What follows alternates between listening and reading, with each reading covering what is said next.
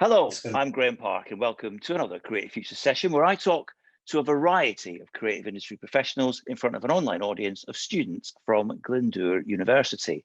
Today, we are joined by an award-winning visual effects specialist and technical animator who's worked on scores of films and TV productions, including Captain Marvel, Aquaman, Tomb Raider, Black Panther, Justice League, Guardians of the Galaxy, Batman v Superman, Captain America, Rango, and more. Please welcome to Creative Futures, Frederick Fowles. Hello. How are you? Thank you very much for joining us. Now, before we start, I understand it's very early in the morning where you are. Where are you? It's not too bad. I'm usually up at this time because I work with a company at the moment in Toronto, so they're 3 hours difference. So I'm usually up around this time. So it's all right. So, but you're in Canada, which is one of my favorite parts of the world. So listen, before we talk about your impressive award-winning work, let's have a bit about your background and the start of the journey that took you to where you are today. Well, I originally started in engineering, so just the creative process from in school. I liked making things, and that kind of took me on to like engineering, drawing, and things like that. That kind of just brought me towards like 3D in a way very early on, because we were doing some CAD/CAM work and things like that. So that kind of got me interested in like 3D space and the creative part of that. But in industry, it really wasn't, something that was fueling my creative process. You just like to make things and work out how they worked. Is that a good? Yeah. And so that was like the start of my interest in 3D and computing. And so in my 30s, then I wanted to change that, and so that's when I went back to college, which was then NUI. Yeah, of course. So for those who don't know, the North East Wales Institute, affectionately known as NUI, became Glyndwr University, and you went there to do a degree. And tell us about what degree you did, and obviously you went back as a mature student. So talk us through that process. Yeah, so that was really good, actually. The mature student process that gave opportunities for people to re-educate and train, and that was really valuable. So I did a BSc in computer science, but it was a multimedia based program. So there was animation and there was programming built in, so it kind of really fitted to what actually I became after in the industry.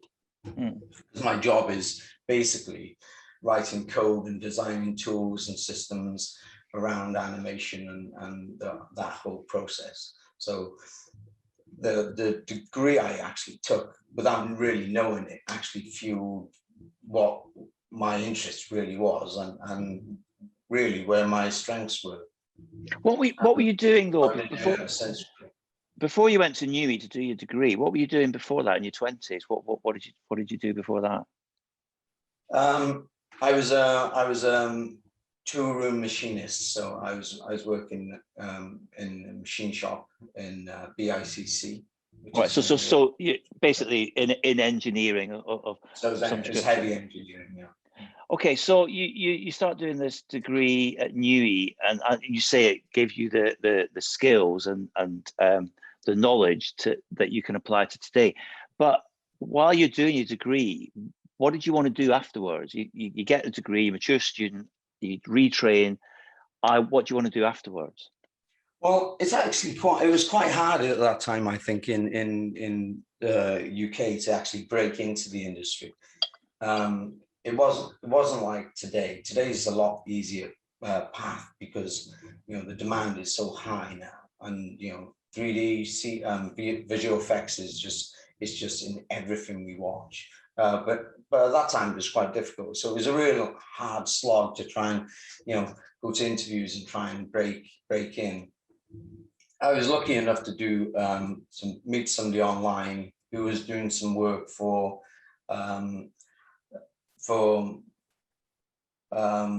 Discovery Channel. So I had to think then which channel it was, because he did some work for the BBC as well. He was a cameraman for the BBC, but he was really interested in 3D. He didn't know much about the process. So I started doing some freelance work with him. So I started doing some effects and some other work for a few shows on Discovery Channel. And that was kind of the first kind of start that got me actually doing some work. Without that, I wouldn't have actually got any work that would have broke me into actually any of the companies. So I was quite lucky to meet one person that gave me an opportunity. Yeah, so getting into TV and film was what you wanted to do after your degree. Yeah, that was what I wanted to do straight away. When I started my degree, I knew what I wanted to learn, and I wanted to learn a 3D application that would do effects and animation. And so I also took a course at the start, well, just before my degree started, in the art college, which was just the 3D course with Alan Summers was running it, and I did that course, which was just 3D animation, just as a lead into my degree. And I knew straight away from that course that that's what I wanted to do, was TV and film. And presumably, up until this point, are you watching films and watching TV and saying, "Oh, I want to do that," or "How do they do this? I want to learn how to do that"? Yeah. I think like most people that in the 70s and that, because that's where it went big, was with Star Wars and stuff that was on TV. Jerry Anderson was a huge inspiration for me working with the work I wanted to do. And he was always held back with the technology, because you had to do it with puppets and things like that. And then, but he went into live action and as well later on in his career. And those kind of shows were the things I used to watch as a kid. Well, me too. I used to love. That's what I wanted. And that's what I wanted to do, was be able to make stuff like that. I wanted to be Joe 90. I did when I was a kid. I got the glasses, but that's where my Joe 90 journey end. So did you have any in your degree? Did you have to make anything? I'm going to say two words now: woolly mammoth. Somebody's told me about your woolly mammoth. Tell us about your woolly mammoth. Yeah, so I was that was actually I was doing that for my master's. So I started doing my master's, but I didn't finish it. I started doing that straight after my degree. So I needed a project that was gonna be part of that, because I was doing it in animation.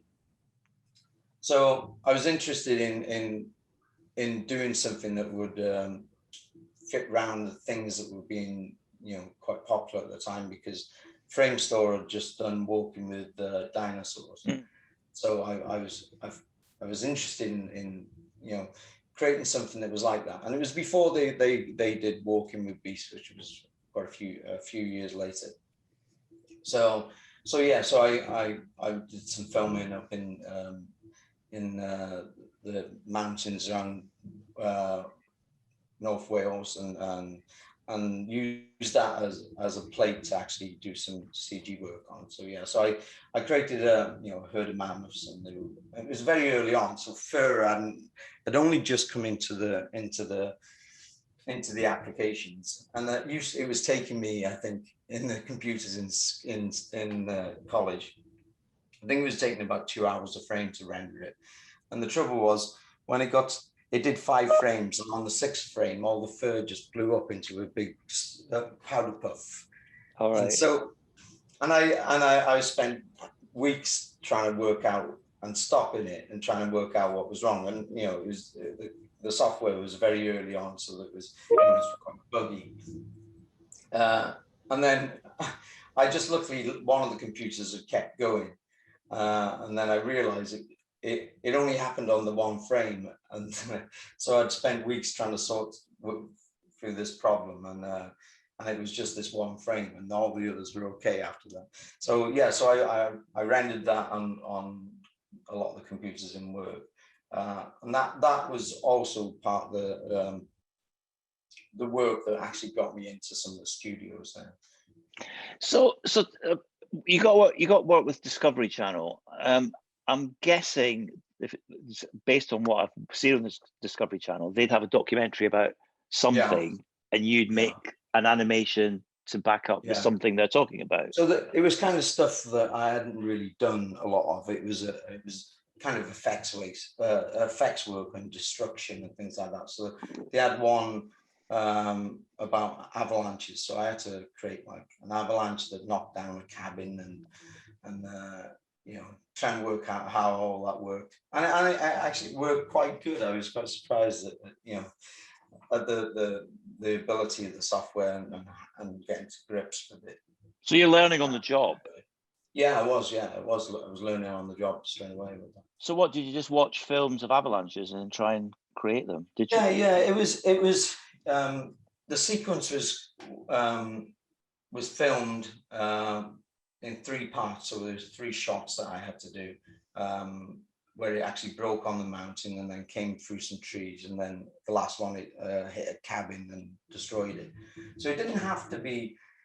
It was only an explanation, so it didn't.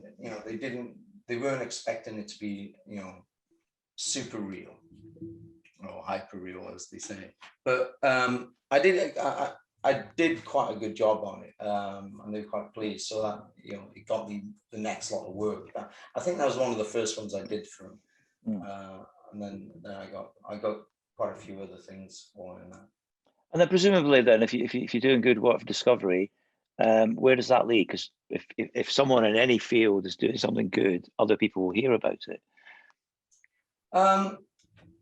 I don't know if it's quite like that, because I was freelancing for somebody that was actually creating the work. So I see. Right. I would be an unknown, like there's so many artists you see on the credits of a film, and you don't know what part they did. I don't think I was credited on any of these, but the person I was working with in London, well, they would have been credited for the work, but I was freelancing and subcontracting to them. So I mean, a lot of the students who are watching this, some are doing animation, but we've got students from across all creative sectors. That's music, theatre, television, radio, you think of any creative topic, they're here. What advice would you give to someone who's freelancing, bearing in mind when you started out, the world was slightly different because you couldn't shout about what you do on social media, exactly. but you still wanted to advance. What advice would you give to someone who is ultimately going to be a freelancer? Well, I think it's easier now to communicate, so that's a very good thing for that process. But that means also there's a lot more people communicating. So it's there's a lot of people out there doing the work. So I think you have to find that lucky break, and that means being persistent and not giving in. And that was one of the things early on. Was I went to a lot of interviews, and there was a lot of games and multimedia companies that were starting off, and I gave in a little bit and started doing web programming and working for a e-commerce company, because it was the e-commerce boom at the time. That really wasn't what I wanted to do. But it did have some connections, because I've worked with a couple of other students from UWE, and they got jobs in different places in Manchester and in London, and then their contacts, they they were able to say, oh, we're doing, my company wants this done. Do you want to come down and have an interview for the work? And so, you know, I didn't give in to just stay on one thing just because I got a job, and it wasn't the job I really wanted. It wasn't the field I wanted to be in. So I was adamant that I wanted to do TV and film work, and it was very difficult to get into. So the first step was kind of either a multimedia company or a games company. It's a gig though, isn't it? It's a gig and it's income, but also, as you just mentioned, you are networking. That word that you're exactly. networking. You're making connections, which, as you say, is much easier now to do online. But what was your first big break? I noticed you said earlier that you were a big fan of Jerry Anderson, and that would be the first, I think. You know, so I did Captain Scarlet, right? Yeah, I did a few small games companies and things like that. And I was working for a games company in Ashton-under-Lyne, and they were actually a production company, so they made gambling machines, Bandits, and we did they were just starting doing 3D and TV based, you know, a screen that was the actual Bandit at that time, and we'd do the characters for the game. So I started doing that, and they had a layoff. So they laid off a load of people in production that were making the things on the floor, and they had to lay off people in the art department. So I got laid off at that time, which was devastating because we'd just moved up there to live, to be in this company, and we'd only been there less than a year. What year was this? Oh wow. That would probably be 2000 and about 2002. Oh, okay, right. So before the financial, sorry, I thought I might have tied it in with the financial crash, but no, a bit earlier. No, I think it was around that time. It could have been 3 or 4. Okay. I'd have to look back. Okay. So that then gave me, you know, the next need to go and find work that would be, so there was jobs going, I'd seen them being advertised quite a lot for working on Captain Scarlet.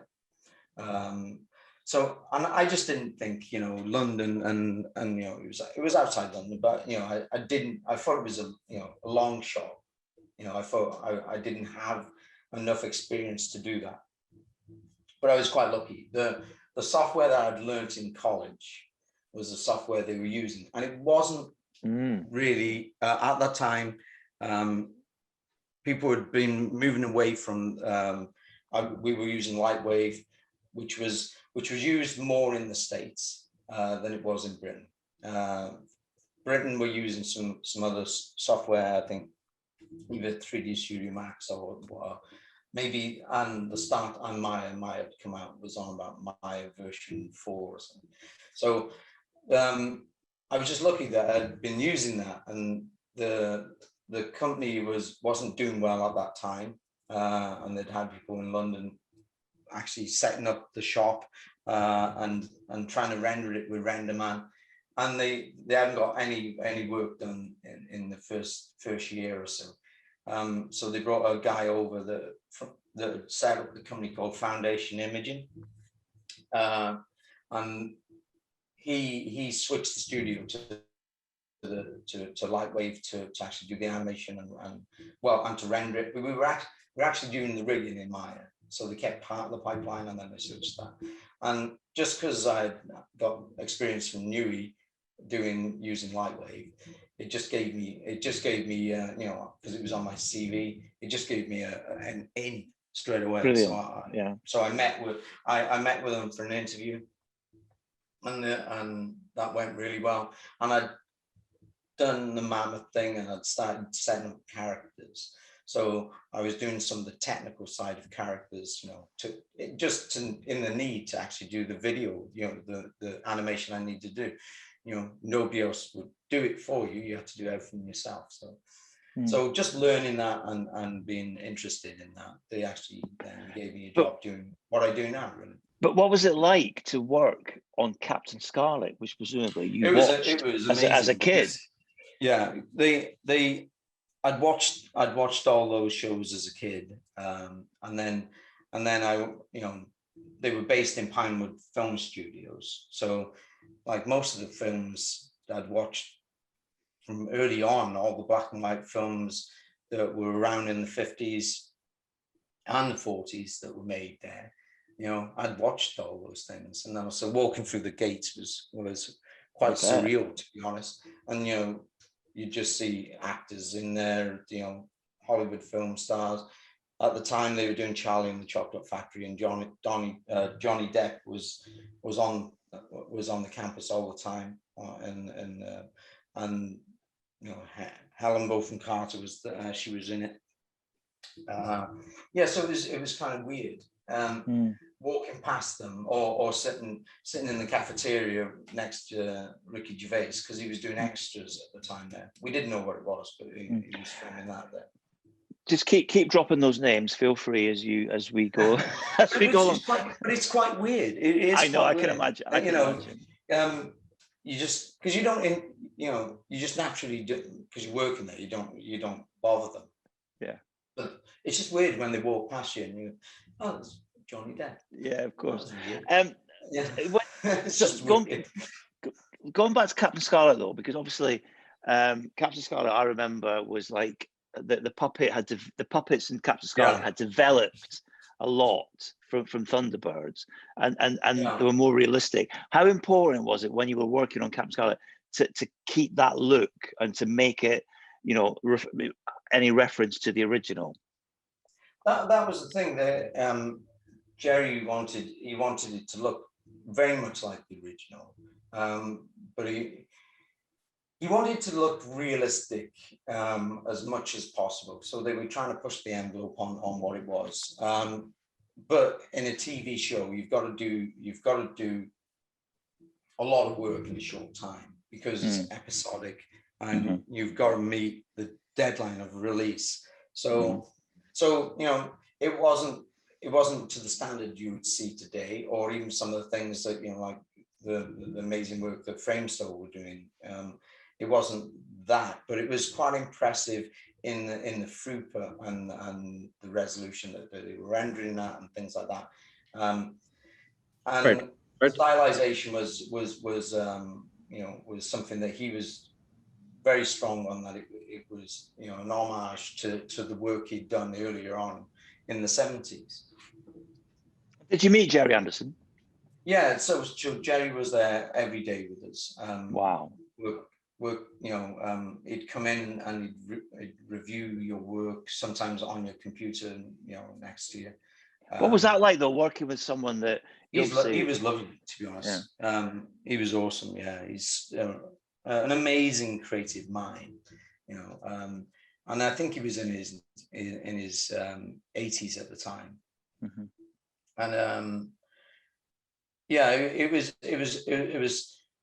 it was really nice, because it showed you the good part of the industry, the people that have fought hard to be creative and take it from nothing to something, because that's pretty much what he did. And he developed a whole industry around making movies that he wanted to make. And presumably by now you are getting mentioned in the credits. Oh yeah, that was probably my first real credit was on that. So you've arrived. How many years after finishing Newey was this? That was 2000 end of 2003. I think I started, and then I worked there for 2 years, I think. Okay, so what was next? Before, and what was next? Yeah, so when we finished the 2 years, which was the 2 seasons of the show, then you start having to shop around with the work that you've done. And the work, people were saying, "Oh my God, this is some of the best work we've seen," because at that time, there wasn't a lot of it. you know, or especially, you know, of pure animation, because it was all CG.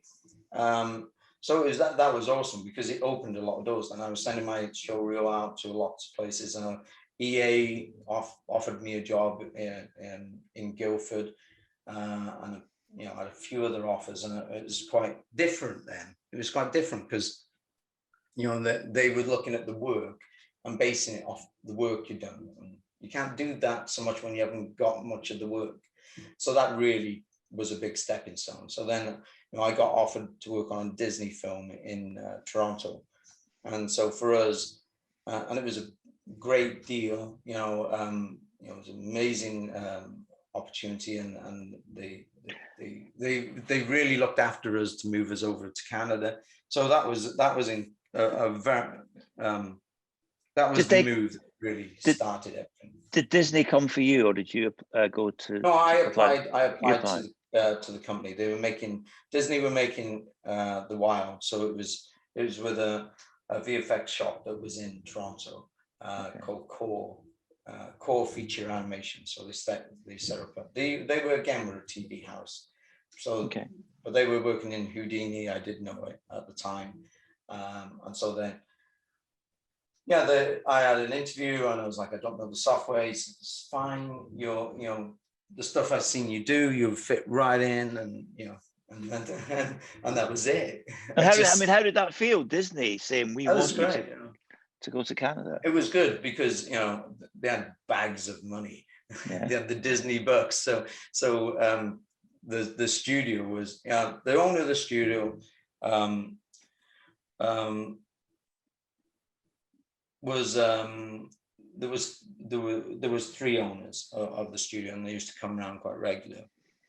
And they were quite famous in Canada and a few other places. So one of the owners was, and I kicked myself because I've forgotten his name, but the actor that played Captain Kirk in William Shatner. William Shatner. Yeah. Shatner was one of the owners. And one of the most famous Canadians on the planet, I think. Yeah. Yeah, he is. Yeah, I just forgot his name. Yeah, he used to come around now and again to look at the work and things like that. So wow.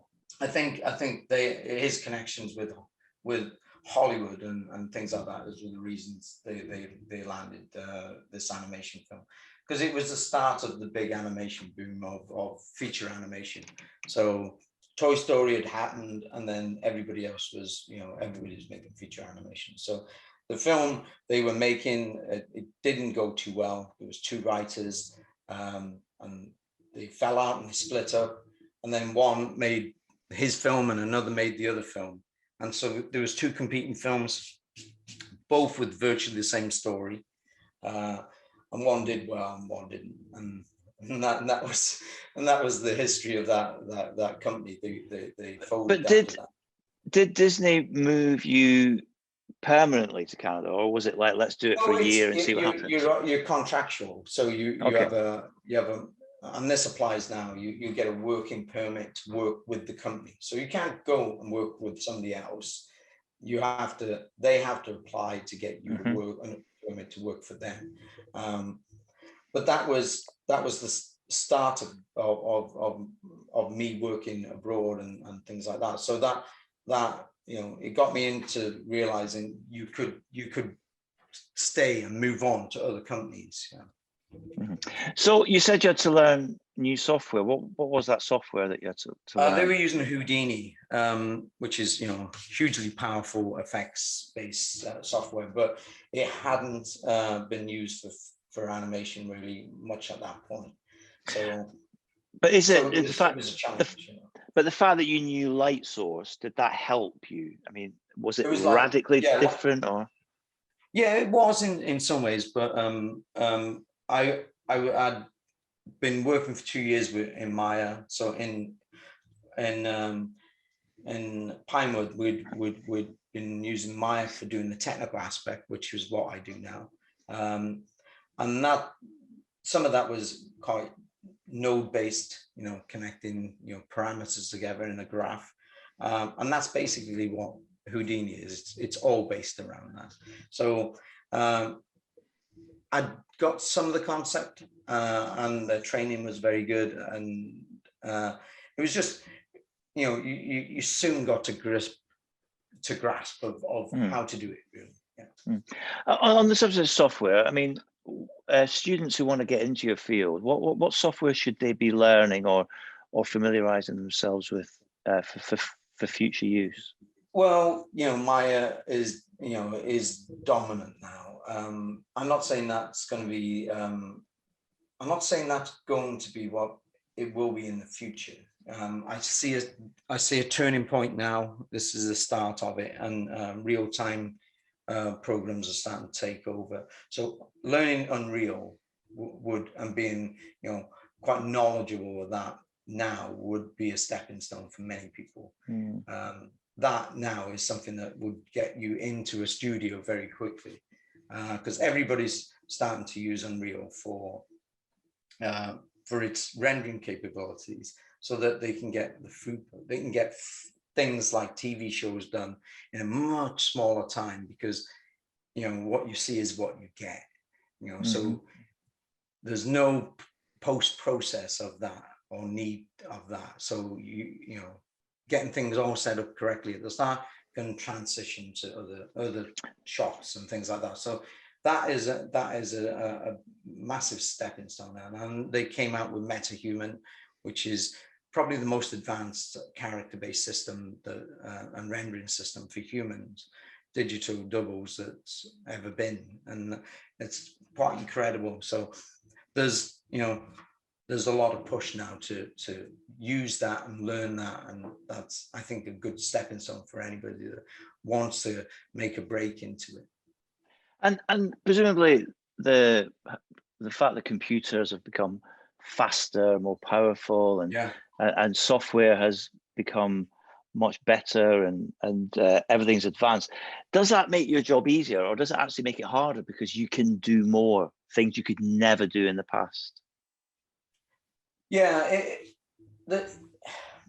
you say that, and it is true, but all we ever do is just always push it to its limits. So we're always struggling with the capabilities of the machine, because we just strive for a higher bar quicker, and that's what happens.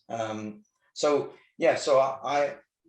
I still have problems where my machine's taking forever to do something, because I'm pushing it further than I did 10 years ago, and but it just looks so much better than it did 10 years ago. Well, that's good that's good to know, that the higher up you go in your industry, you still have to wait for your computer to finish the job. You're still pushing the envelope. That's the important thing to take from that, is we're no matter how complex or the technology gets, or how advanced it gets, we still push it to its limits.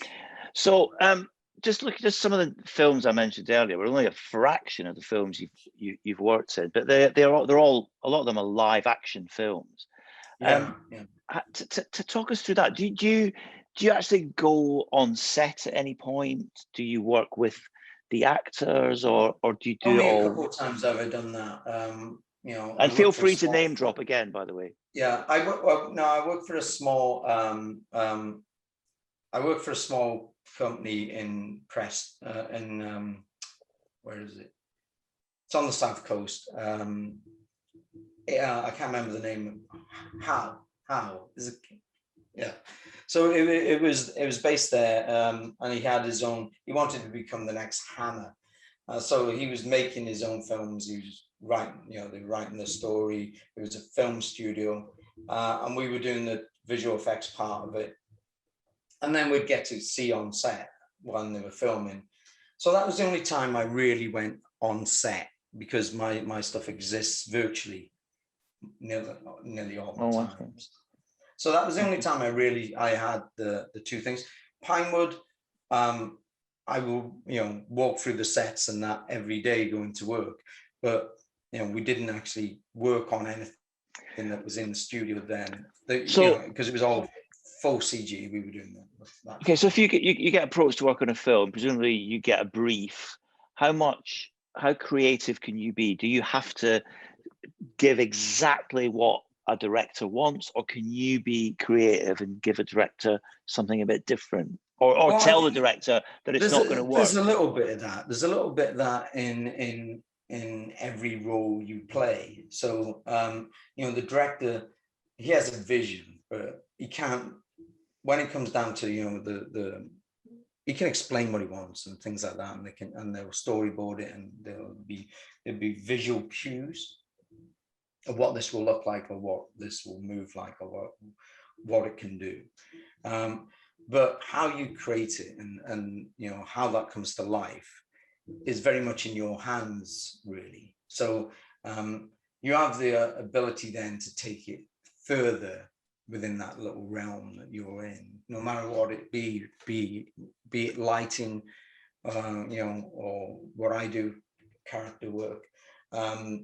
You have that control to make this thing fit the plan, let's say, but it's you're still being very creative, because they don't understand that part of it. So, and are there any directors who have come back to you many times? Any directors that will say, "Oh, I want Frederick"? We don't get that much. When I was at ILM, there was more of that. Michael Bay used to come around.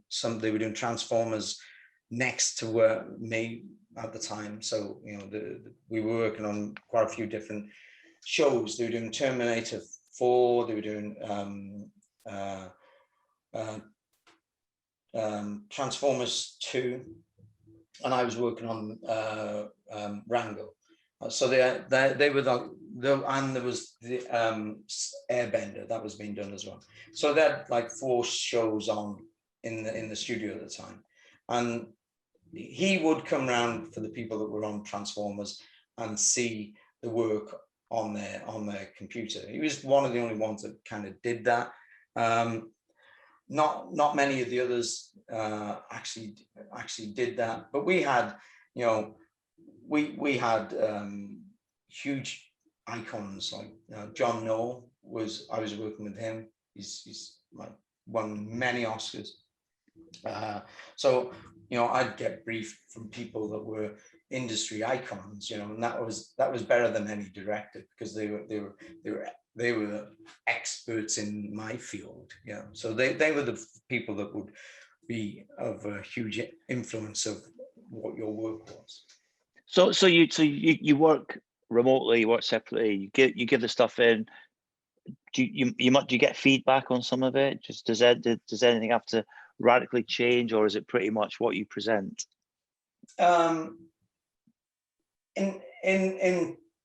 In years before, we were always studio based, and now with the pandemic, we're very much remote. But I found that hasn't changed the process so much. And I'm the level I am now is, usually I've got a team working for me now.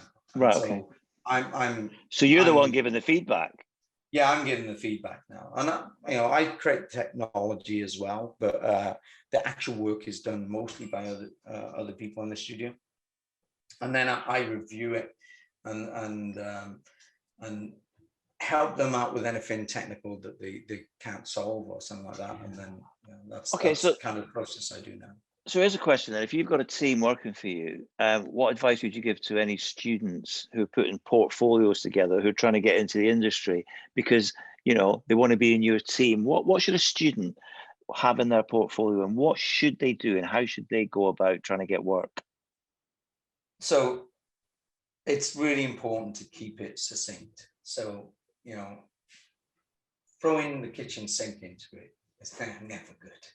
And one thing you've got to be able to do is give up on stuff that you love, that you think is a good talking point, or something that is near and dear to you, but it may be older work that is not, it's not as good as some of the work that you've got. So, and trouble is with students and when you're starting off, you may not have enough of the good work.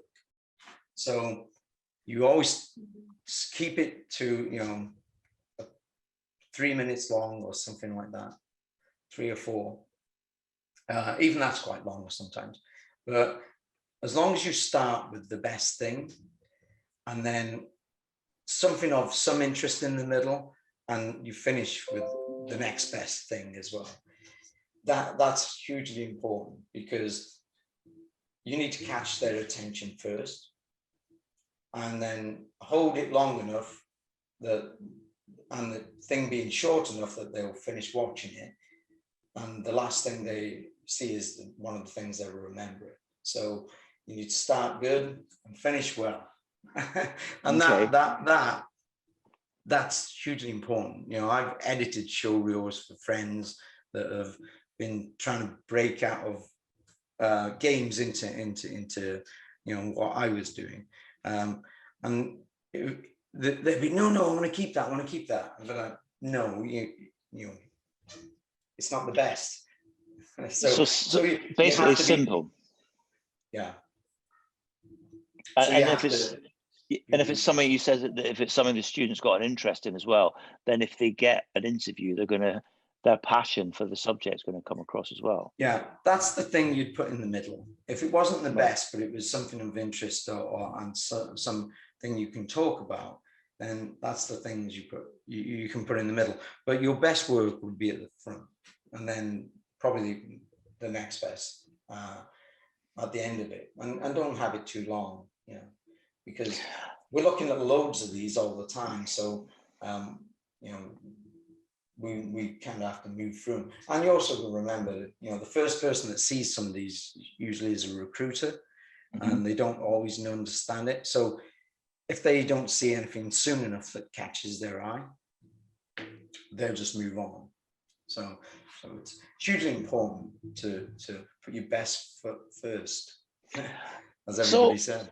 Of course. Now, how did, when, you know, as you progress through this industry, how does it feel when you start working on massive shows? Because I mentioned some of the Marvel franchise, Marvel Universe, some of the DC stuff, Rango, which I think is an amazing film.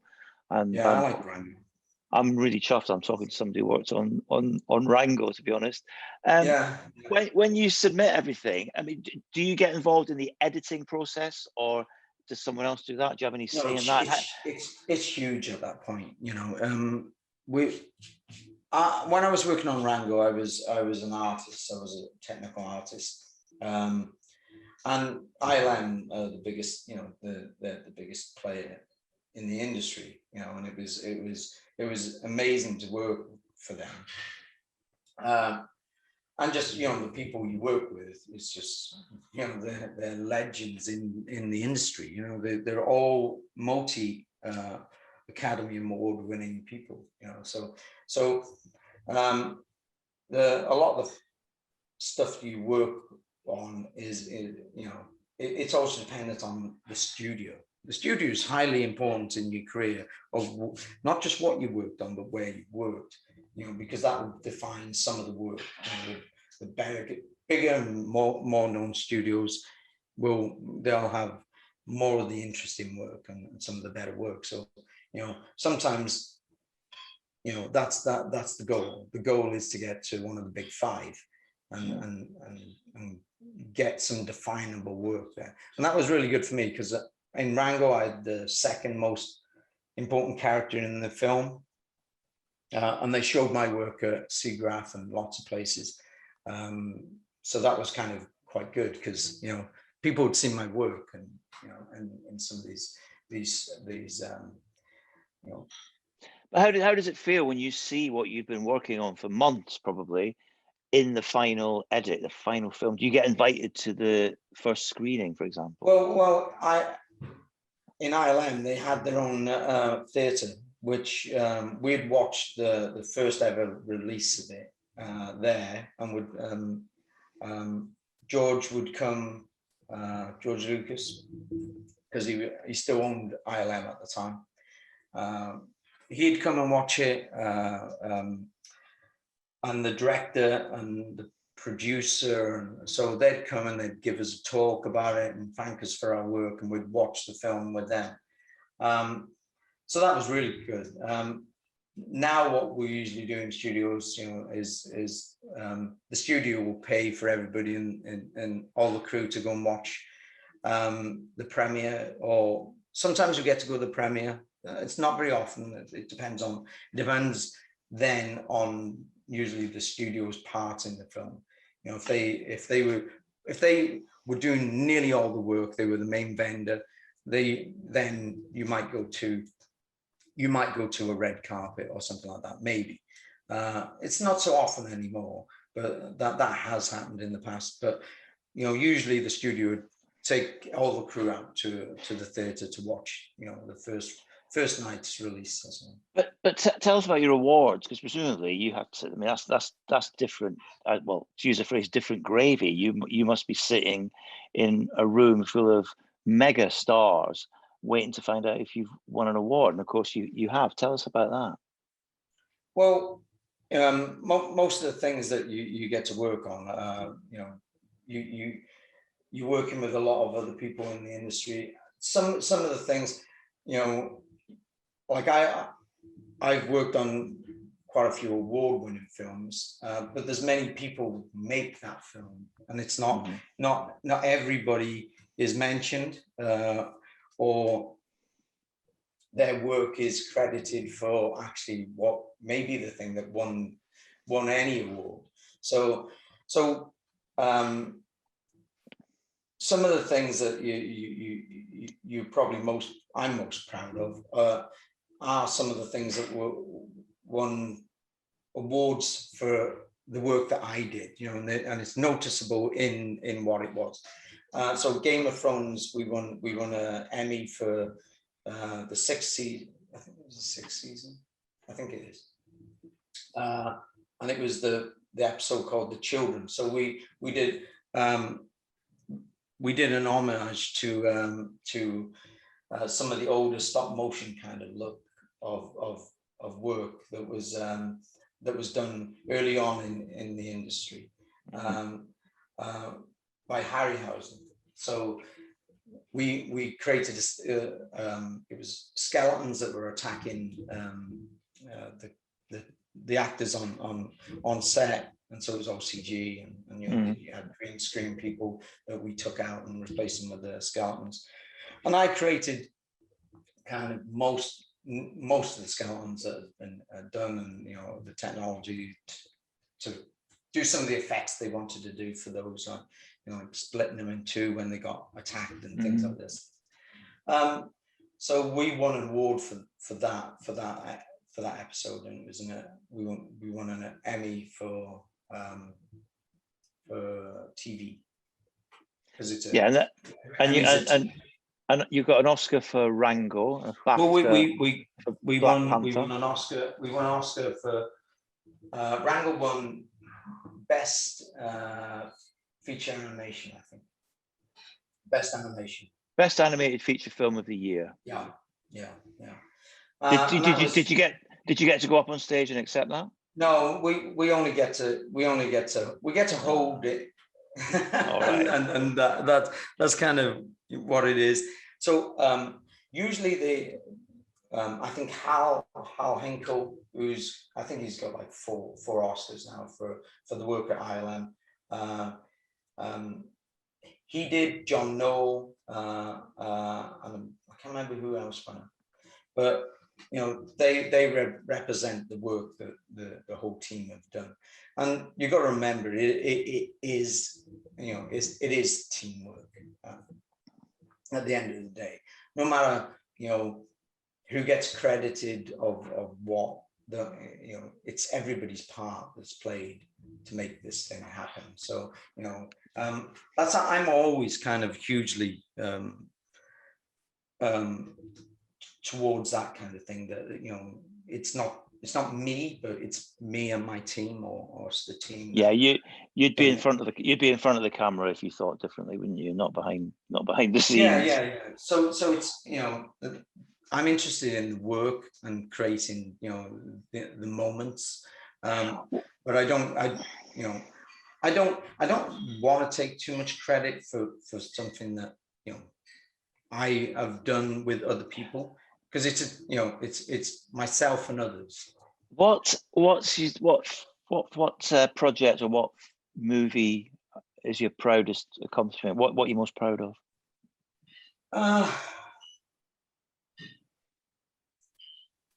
Well, I really like working on Rango, but it's probably not the things I'm interested in the most. I like creating the technology and the work that actually goes along with that. So I've liked a lot of the work that I've done on Marvel or DC films. So the films may not be the best film in the world or win the most Oscars or win the most awards, but for me they have the most interest. So I like doing Justice League, the first one, not the one that's just come out. Some of my work is in the one that's just come out, but not much. The first one, we did most of that. Yeah, I always like to read the credits, and I don't know anyone, but of course now I have to talk to you. I'll be watching credits, looking for your name and all these things, especially when I rewatch Rango for the umpteenth time. Now, according to IMDb, it says you're currently working on Bios, starring Tom Hanks, due out in August. I haven't updated yet. I was working in Montreal, and we were working on several shows there. So I was asset supervisor. So I was in charge of 7 different teams at that facility. 7 different teams doing 7 different things. Yeah. So how do you organize that? I mean, what if you accidentally sell the wrong team to do something? I'm not very organized. All right, okay. That was probably a step too far for me. It's not really my comfort zone and not really where my interest is. I like making the technology. So yeah. I went back to that. So I'm actually now working on 2 things at the moment. I'm working on a show for Disney, for Marvel. I'm working on a show for Marvel, which is called What If, which is a full CG show, which will come out, I think, end of this year. So that's a series of a retake on the Marvel universe they've done. And what if Captain America wasn't Captain America and Peggy Carter became Captain America? So it's a rethink on some of the things. So I'm working on that. It's full CG. And the other thing I'm working on, which I'm really quite proud of, is for Apple. And that's it's a series based on Jane Goodall, who did the conservation for chimpanzees in the 60s and 70s. So we're doing her kind of, it's a take on her life story and her relationship with the chimp, which she had, which was, all I know is they call it David Greybeard, because I think it's called David, it's called Grey, it's a bit older. So on this, it's a reimagining of that, and every episode is about an endangered species. So we'll get to do, the blue whale, we'll get to do, bees, because they're going to extinct and or endangered, So every episode we get to create different creatures, and that's a hugely influent. That actual image of the chimp was what actually made me sign on to the company, because it looked so good. It looked really realistic, and I was like, wow, for TV, this is very, very good. And it's straight onto Apple Plus, so you'll see that sometime next year, I think. I'll be looking out for that. So presumably for these projects, you're doing lots of research, just watching live action stuff. Yeah. So on the chimp is on every episode. So we have to study how they move, find out, because they're very close to us, So we identify. We'll easily identify if it doesn't look right, if the face doesn't emote exactly as we'd expect it to. but there's subtle differences, and you have to kind of learn them. You know, like we have the ability to raise our eyebrow on the outside and push it down in the middle, like you just did. And chimpanzees can't do that. They can only move them up and down in one thing. So they don't have independent control of the muscle to do that. So you have to kind of learn all these things. Otherwise, you'll start building systems that will make it more human than chimp. And so we have to study all that kind of stuff and find out how it should work.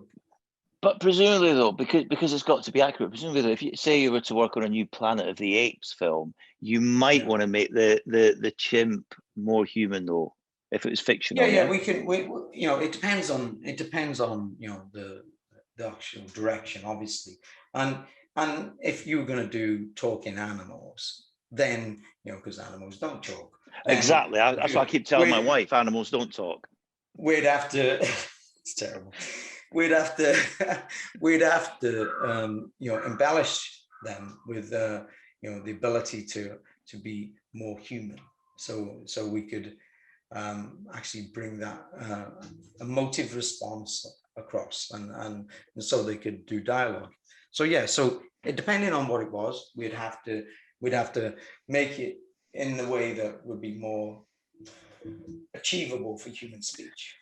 Is there anything, I mean, you mentioned what you're working on at the moment. Is there anything that you really want to do that you haven't done yet?